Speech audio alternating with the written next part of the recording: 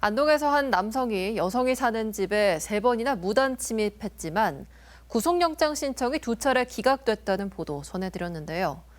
최근 스토킹 범죄가 증가하고 강력 범죄로 전환되는 경우도 잇따라 발생하는 가운데 피해자 중심의 보다 적극적인 대응과 안전 조치가 요구됩니다. 김서현 기자의 보도입니다. 아파트 외벽을 타고 베란다로 무단 침입해서 이웃 여성이 사는 빈집을 자기 집인 양 뒤지고 여성의 속옷을 노리고 1시간 사이 2차례나 더 침입한 30대 임모 씨.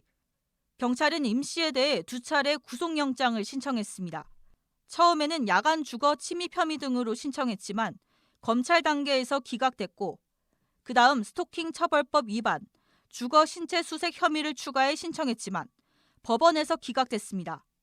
법원에 신청한 유치장 구금 신청도 받아들여지지 않았습니다. 되게 심각한 상황인데 영장을 2번이나 기각하고 이런 것들 자체가 좀 되게 이해가 안 되고 스토킹을 떠나서라도 사실은 여성들이 살고 있는 집에 무단으로 침입해서 한 거잖아요. 되게 심각한 범죄라는 거에 대한 감각이 왜 이렇게 다를까? 가해자가 계속 불구속 상태로 조사를 받게 되자 피해자는 극심한 불안감에 결국 직장과 살던 아파트도 정리하고 안동을 떠나기로 결심했습니다.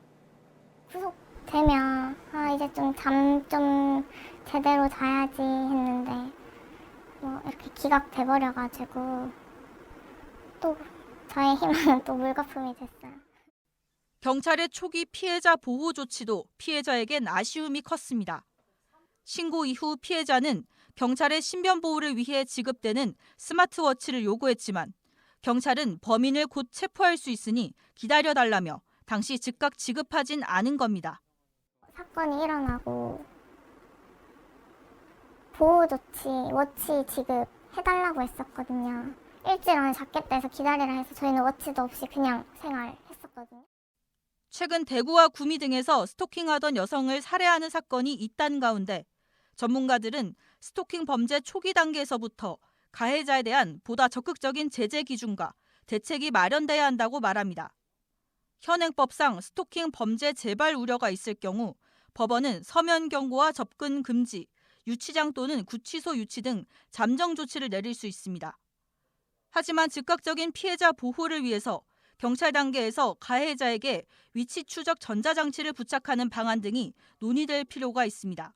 현재는 스토킹 행위자한테 신체적 제약을 가하려면 법원의 사전 허가를 받아야 됩니다. 그래서 이제 즉각적인 대응에는 어려움이 있을 수 있습니다. 경찰이 사전 허가 전에 긴급 응급 조치의 일환으로서 전자장치를 부착할 수 있도록 하는 등의 법적 대안을 마련할 필요가 있어 보입니다. 스토킹 범죄는 살인 등 강력 범죄로 이어지기 전 확인되는 위험 신호이기도 합니다. 같은 비극이 반복되지 않기 위해선 범죄 초기 단계에서부터 적극적인 대응이 요구됩니다.